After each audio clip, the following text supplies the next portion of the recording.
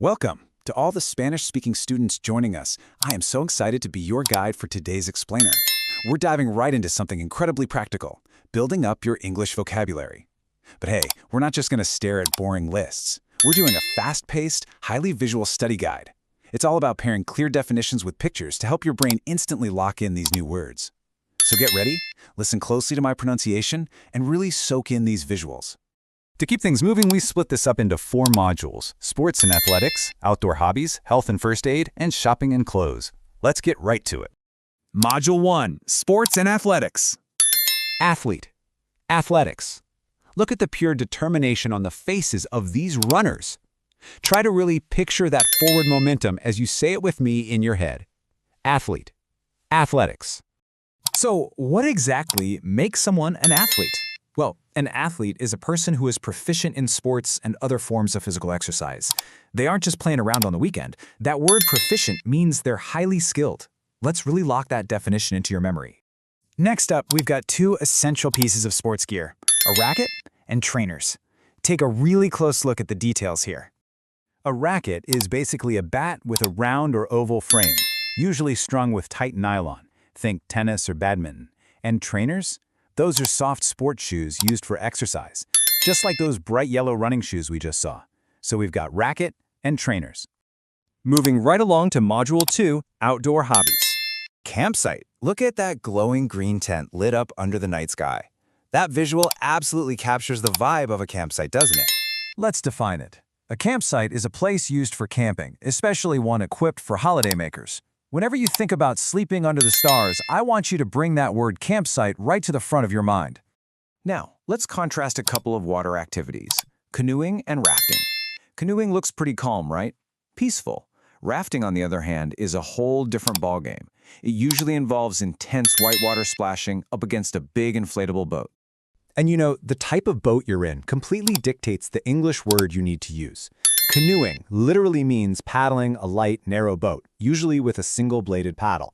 But rafting means navigating a river specifically on an inflatable raft, usually as a team. Connecting the vessel to the action is totally key here. Okay, Module 3, Health and First Aid. Backache. You see that guy bending over, grabbing his lower spine in obvious pain? That posture instantly communicates exactly what a backache is. A backache is a prolonged pain in one's back. And hey, I want you to remember this really useful trick. The English suffix ache is a total game changer. Whenever you see or hear ache at the end of a body part, like headache, stomachache, toothache, it instantly tells you there's a continuous pain there. Bandage. Notice that textured material wrapped securely around the injured hand. When you say it, use a soft G sound at the end. Bandage. A bandage is a strip of material used to bind up a wound or protect an injured part of the body. It represents both the actual object you'd buy at the pharmacy and its protective function. Now we have a stark contrast between a very severe condition and a minor injury. Blindness and a bruise. The visuals really do the heavy lifting for the meaning here. Let's look at the exact definitions. Blindness is a severe, often permanent condition defined as the inability to see. A bruise, conversely, is super common. It's a temporary injury appearing as an area of discolored skin. You know, like what happens when you accidentally bump your arm on a table. Recognizing the severity difference between terms like these is a huge part of sounding fluent. Module 4, Shopping and Clothes. Now for this section, we're shifting strictly to text to test your imagination. Here are 3 absolutely critical words you're going to need for shopping in English: bargain, cash, and receipt. Make sure you catch that silent P in receipt. Try saying them out loud. I really want to zoom in on the word bargain because it is so incredibly common in everyday English conversation.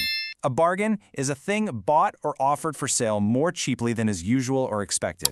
So if you find this amazing jacket that's somehow 70% off, you turn to your friend and go, "Wow, what a bargain!" Next, try to picture these 3 specific clothing items in your mind as I read them.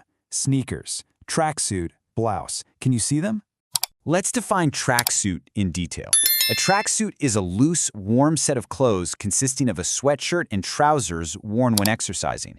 And check this out. Notice how beautifully this ties right back to our very first module on sports and athletics? That is exactly how English vocabulary works. The words aren't just isolated in silos. They connect across every area of your life. We've covered a ton of ground today, right? From the running track to the campsite, the pharmacy, and finally, the shopping mall.